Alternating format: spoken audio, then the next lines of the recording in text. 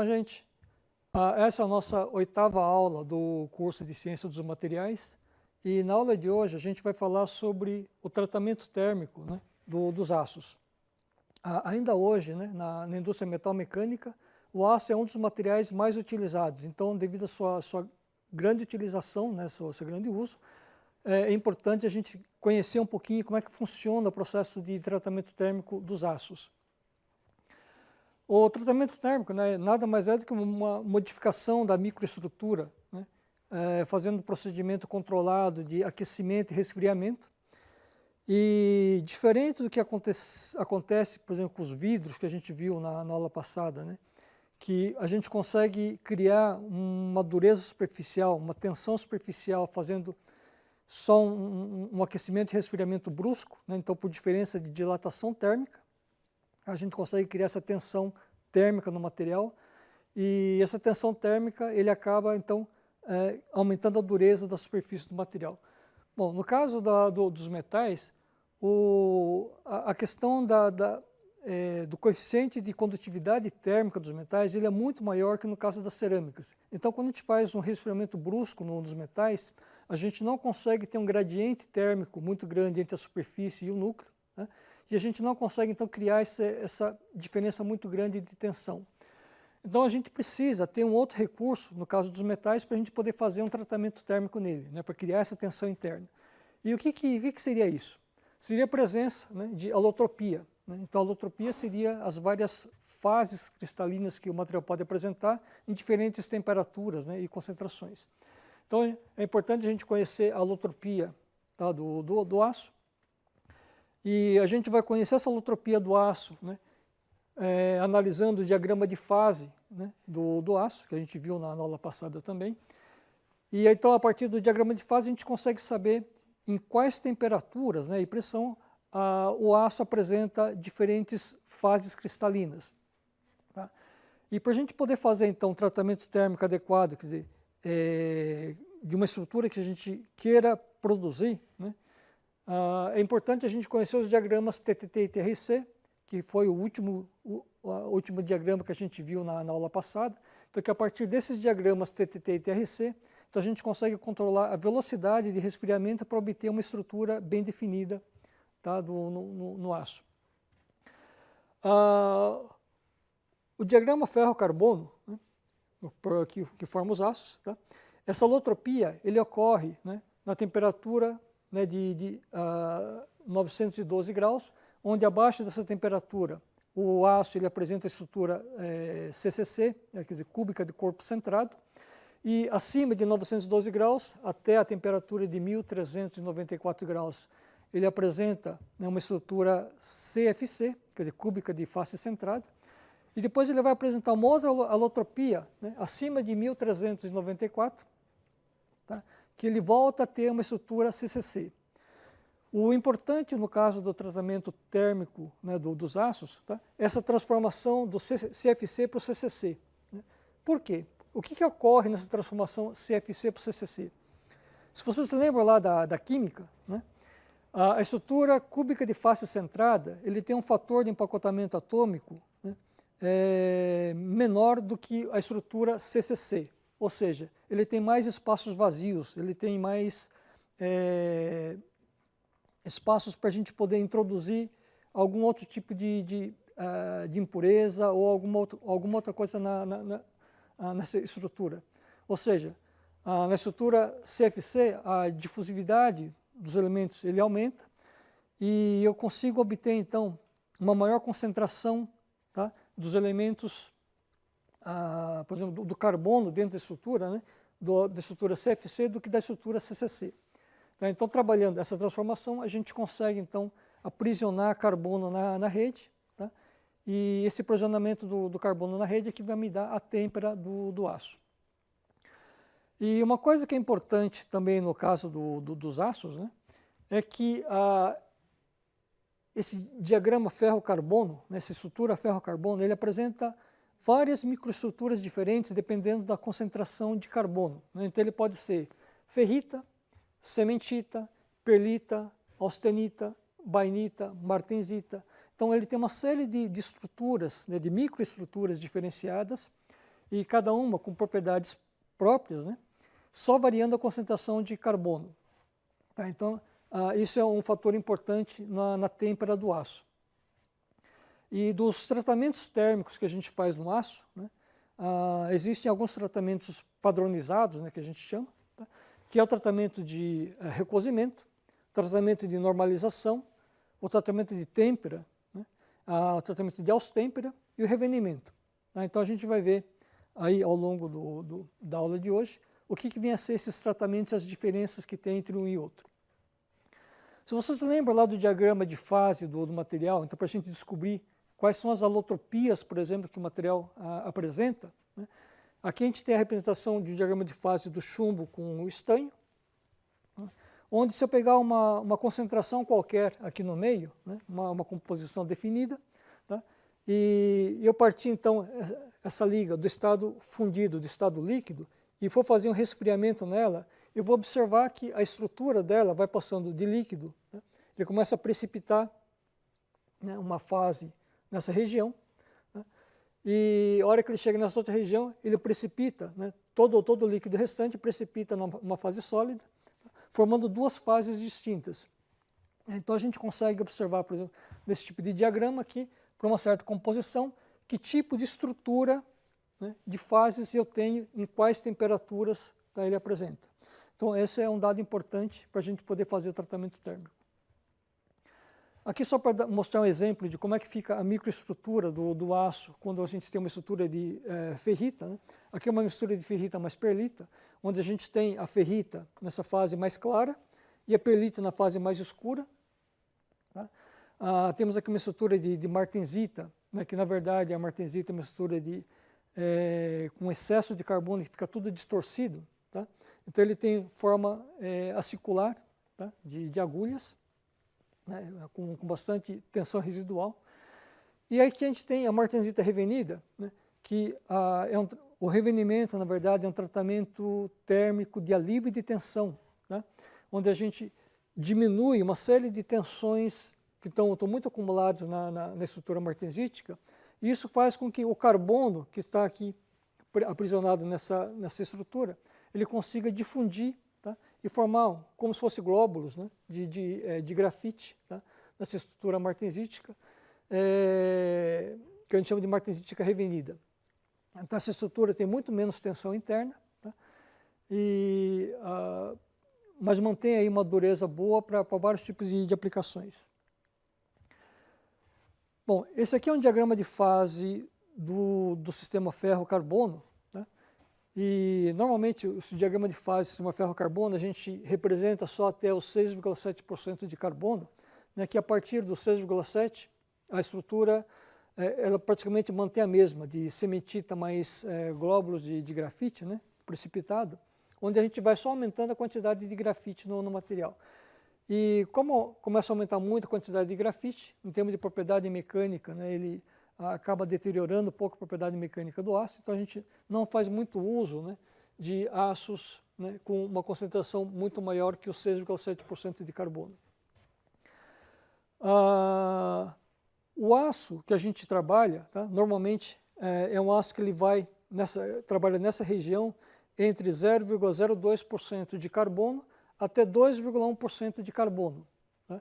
E aqui a gente tem, nesse ponto, né, onde eu tenho aqui uma fase sólida, né, que abaixando a temperatura, nesse ponto ele transforma em outra fase. Tá? Então eu tenho uma modificação, uma transformação de fase, são fases sólidas, tá? Que a gente chama de ponto eutetoide. Tá? Aqui na concentração de carbono de 0,76% de carbono. A partir de 2%, né, de carbono, que eu tenho uma quantidade grande de carbono já na estrutura, tá? Eu trabalho só com ferros fundidos. Tá? Então, a partir daqui, eu tenho ferro fundido. Só que a grande maioria do ferro fundido, eu trabalho geralmente em concentração de carbono, né, acima de 3% até da ordem de 5% de carbono. Por que isso? Bom, no caso do ferro fundido, tá, ele apresenta um ponto, né, eutético, né, aqui em 4,3% de carbono. Se vocês lembram lá do que foi comentado do ponto eutético, tá? É que eu tenho uma fase líquida que transforma em sólido. Tá? E o ponto eutético é o ponto de concentração, né? Onde eu tenho, com menor temperatura, eu consigo atingir a região fundida do material, de fundir esse material. Então, como o ferro fundido, eu trabalho geralmente para produzir peças de ferro fundido, eu trabalho com o processo de fusão. Eu fundo o material e vaso ele dentro de um molde. Tá? Eu tenho que atingir essa temperatura alta de fusão do material. Então, se eu trabalhar próximo do ponto eutético, né, eu vou ter aí a menor temperatura, tá, para a gente poder atingir essa liquidez do material. Então, isso me economiza, tá, em termos de processamento do ferro fundido. Esse aqui já é um diagrama TTT, né, o diagrama de transformação, levando em consideração o tempo, onde, se vocês lembram do que a gente comentou na aula passada, para cada mistura ou para cada composição química de aço ou de metal, tá, eu tenho um diagrama desse específico. Tá? Ele é diferente do diagrama ferro-carbono, onde eu posso variar a concentração e ver quais as fases presentes. Né? E, então, nesse diagrama, né, TTT, se eu faço um resfriamento no material, então dependendo da velocidade de resfriamento que eu faço, eu consigo obter uma estrutura bem definida. Tá? Então aqui eu tenho um exemplo, né, nessa curva azul, né, de um resfriamento lento dentro do forno, né, onde eu vou obter uma estrutura de perlita grosseira. Se eu fizer um resfriamento um pouquinho mais brusco, né, mas ainda, por exemplo, ao ar, né, eu vou obter uma estrutura de perlita fina, né, que eu não vou dar tempo de crescer muito essa estrutura da perlita, né, então uma perlita fina, que eu chamo tratamento de normalização. E se eu fizer um resfriamento mais rápido, né, por exemplo, usando aí velocidade até de cerca de 30, 40 graus, né, por segundo de velocidade de resfriamento, tá, eu começo aqui a obter então já a estrutura martensística, né, que é um tratamento de têmpera. Tá? Então, quanto mais rápido for esse resfriamento, por exemplo, acima de 140 graus por segundo, tá, de resfriamento, eu consigo obter aí uma estrutura 100% martensítica. Tá? Então, eu consigo, essa estrutura martensítica é uma estrutura altamente tensionada, né? E ele aumenta muito a dureza do aço, né, tendo esse tipo de estrutura. Bom, então só para fazer uma revisão, né, fácil de lembrar, lembrando aqui que, por causa do tratamento do aço, acima dessa temperatura, né, do eutetóide, eu tenho a austenita, tá? Então, eu partindo aqui da austenita, se eu faço um resfriamento lento, né, eu vou ter uma perlita, um resfriamento um pouquinho mais rápido, uma perlita fina, né, de normalização. Se eu faço um resfriamento moderado, tá, eu vou obter uma estrutura chamada bainita, que é bem próximo da martensita. Se eu faço um resfriamento rápido, por exemplo, um resfriamento em água ou em óleo, tá, eu vou obter uma martensita. E essa martensita, quando ela está muito tensionada, muito dura, né, a gente consegue aliviar essa tensão interna do material fazendo um tratamento de reaquecimento, de alívio de tensão, chamado revenimento. Tá? Então, esse reaquecimento é o processo de revenimento e a gente vai obter, então, uma martensítica revenida. Tá? Então, essas são os principais tipos de aços, tá, que a gente consegue obter com o tratamento térmico. Aqui no caso do ferro fundido, né, então que eu estou trabalhando em concentrações acima de 3%, entre 3% a próximo de 5% de carbono, também variando a velocidade de resfriamento, eu obtenho estruturas diferenciadas. Né, e quanto mais lento, né, for esse resfriamento, eu dou mais tempo do carbono de segregar na estrutura. Tá? Então eu vou, quer dizer, se eu dou tempo do carbono segregar, a quantidade de carbono que fica preso dentro da estrutura do aço, né, ele diminui, então ele fica com o aço mais maleável. Então, à medida que eu faço, né, um resfriamento mais lento no ferro fundido, eu vou obter um ferro fundido mais maleável, né, E se eu adicionar, por exemplo, algum elemento de liga que me facilite a precipitação do grafite na estrutura, por exemplo, o magnésio ou cério, né, eu vou obter aí, né, uma estrutura de um ferro fundido maleável, que tem uma característica bem parecida com aço, né, aço maleável. Tá? E assim, no caso por exemplo, se eu faço um resfriamento mais rápido, né, o ferro fundido branco, tá? Que é um ferro fundido que ele tem uma estrutura mais rígida, onde o resfriamento for mais rápido, então eu tenho muito carbono preso na estrutura.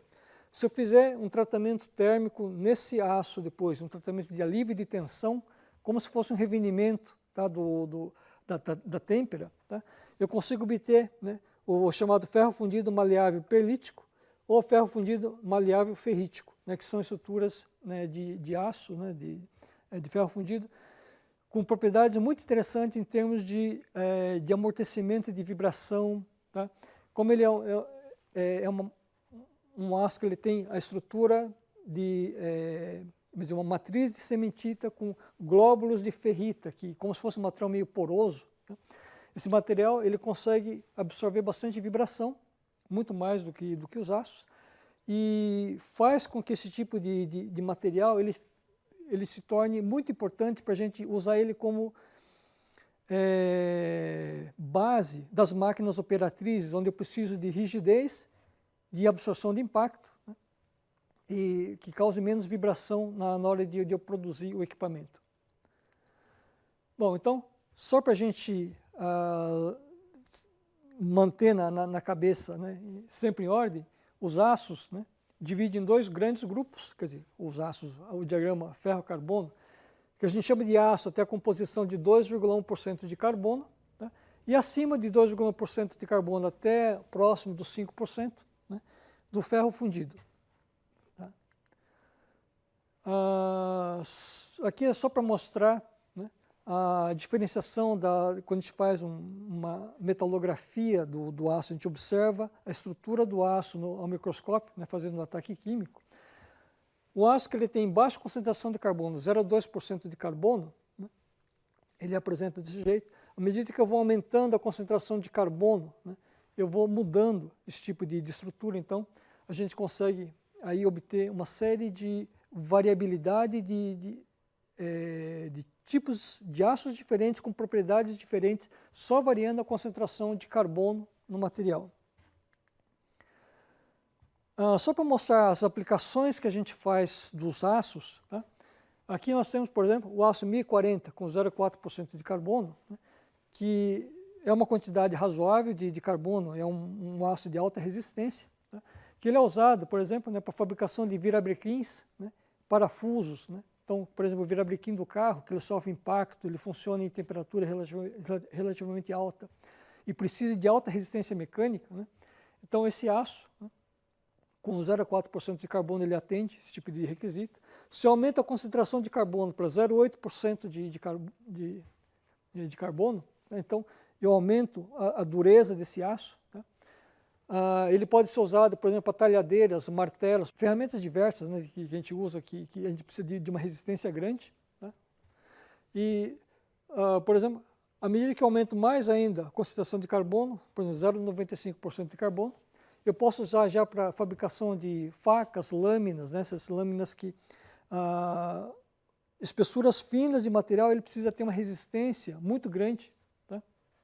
Então, para lâminas de serra, por exemplo, né, então eu já uso aí um aço com aproximadamente 1% de carbono.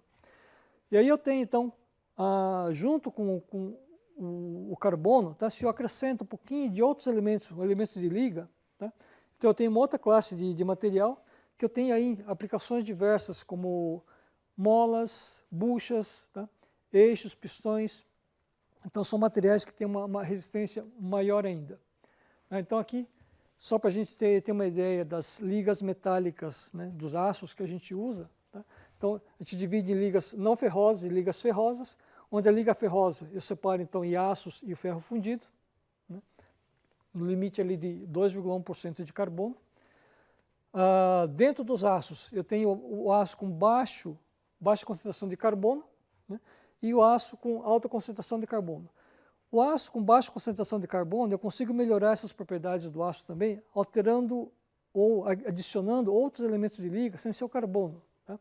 Então, eu consigo fazer ligas, né, diferenciadas, tá, para obter aí os vários tipos de aços que a gente usa na indústria metalmecânica. E para o lado de cá, então, na família do ferro fundido, eu tenho o ferro fundido cinzento, o ferro fundido dúctil, o ferro fundido branco e o ferro fundido maleável. Tá? Bom,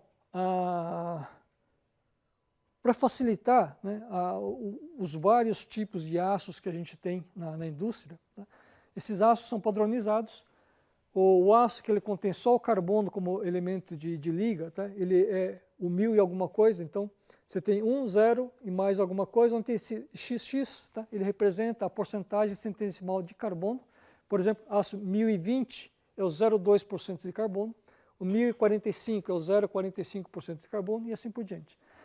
E esses outros números que aparecem, né, eles são devidos aos elementos de liga, né, principal que eu coloco, que eu adiciono junto ao aço. Tá? Então, para cada tipo de elemento de liga, tá, principal que eu coloco junto ao aço, eu vou tendo uma nomenclatura diferenciada. Então, assim como eu tenho para o aço, eu tenho para o alumínio e para os outros elementos de liga. Então, no caso, por exemplo, do alumínio, né, se eu tiver alumínio puro, ele também usa essa nomenclatura de 1XXX, tá? Que é o alumínio puro. Então, só tenho 1 na frente. Se eu utilizar o cobre como elemento de liga principal junto ao alumínio, eu uso 2. Se for manganês, 3. Silício, 4 e assim por diante. Então, dependendo do elemento de liga que faz, tá, a composição junto com o alumínio, eu tenho aí uma nomenclatura mais adequada. Eu tinha mostrado algumas aplicações do aço, tá? E aqui então a gente tem algumas aplicações para as ligas de alumínio. Então, no caso, né, do alumínio puro, ou o alumínio comercialmente puro, que é dito puro, tá? Geralmente ele é feito para contatos elétricos, né? A gente tem fiação elétrica hoje muito utilizada no lugar do cobre, né? Então, o alumínio também é um bom condutor elétrico, tá? E a grande vantagem do alumínio é que ele é pouco denso. Então, como ele é um elemento leve, tá? Ele é fácil de esticar o cabo de alumínio.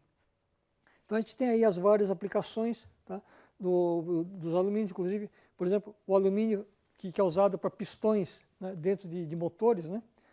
Então, ele é feito, né, é um alumínio que tem silício junto para aumentar a resistência do alumínio, principalmente a resistência térmica do alumínio, tá? E assim por diante. Dentro desse processo de tratamento térmico, tá, quando a gente faz o resfriamento do material, tá, esse resfriamento a gente faz um resfriamento não termodinâmico, o que acontece é que eu pego uma estrutura de alta temperatura e eu consigo obter essa estrutura de alta temperatura na temperatura ambiente se eu fizer um resfriamento rápido. Então ele fica no estado metaestável, que a gente chama de metaestável. E geralmente esse estado metaestável, tá, ele apresenta uma quantidade de elementos, né, acima da solubilização para aquela temperatura. Então, por exemplo, né, se eu tenho aqui um certo elemento que eu faço um resfriamento brusco, né, um resfriamento rápido, eu crio uma estrutura metaestável, né, que ele deveria separar em duas fases diferentes, mas ele vira uma única fase. Só que como ele está instável, tá, se eu colocar qualquer coisa nele, ou ao longo do tempo, ou variações de temperatura, ou variações de tensões no material, ele começa a precipitar, né, esse material de segunda fase. Tá? E essa precipitação, né, ele causa o endurecimento da estrutura, que a gente chama, né, de endurecimento por solubilização ou por precipitação ou envelhecimento. Junto com o tratamento térmico, tá, existe um outro tratamento que é importante a gente salientar, que são os tratamentos termoquímicos, né? Então, o que é isso? O tratamento termoquímico nada mais é do que a adição de um segundo elemento, né, que eu introduzo por difusão em alta temperatura. Então, no caso dos aços, tá, esse tratamento termoquímico ele é feito pela adição de carbono. Então, eu coloco uma quantidade extra de carbono no material, tá? Então ele chama de cementação ou carbonetação. Se eu colocar o nitrogênio, né, eu vou fazer um processo de nitretação.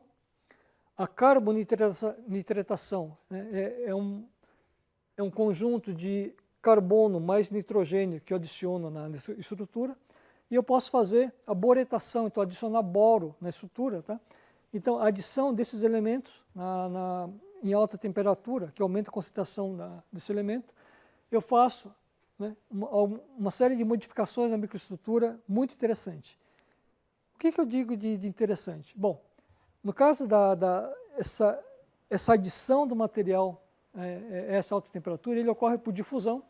Então a gente já viu lá no comecinho que a presença de defeitos na estrutura, né, ele aumenta a difusão do material. Então quando eu tenho dois elementos diferentes, próximos um do outro, a alta temperatura, eu vou ter trocas, né, de átomos. Por exemplo, cobre com níquel, eu vou ter átomos de níquel vindo para dentro do cobre e átomos de cobre indo para dentro do níquel. Né? Então eu vou ter aqui uma região de interdifusão, tá? Onde eu vou ter um gradiente de cobre dentro do níquel e um gradiente de níquel dentro do cobre.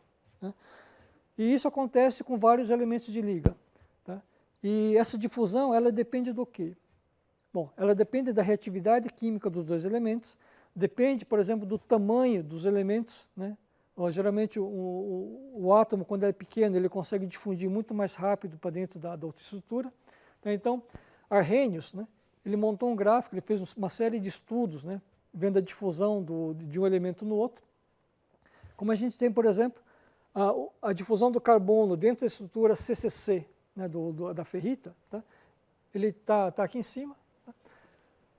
Quando eu mudo a estrutura, né, da ferrita, por exemplo, para a estrutura austenítica, né, do CFC, tá? Eu diminuo essa difusão.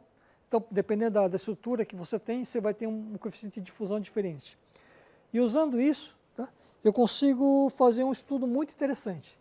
Por exemplo, no cálice, né, vocês vão encontrar um exemplo de aplicação onde eu tenho uma peça de aço, né, que ele tem 0,25% de carbono, e eu quero aumentar a concentração de carbono na superfície desse aço. Tá? Então, eu quero que, por exemplo, a meio milímetro, né, da superfície do aço, eu consiga atingir uma concentração de carbono de 0,8%.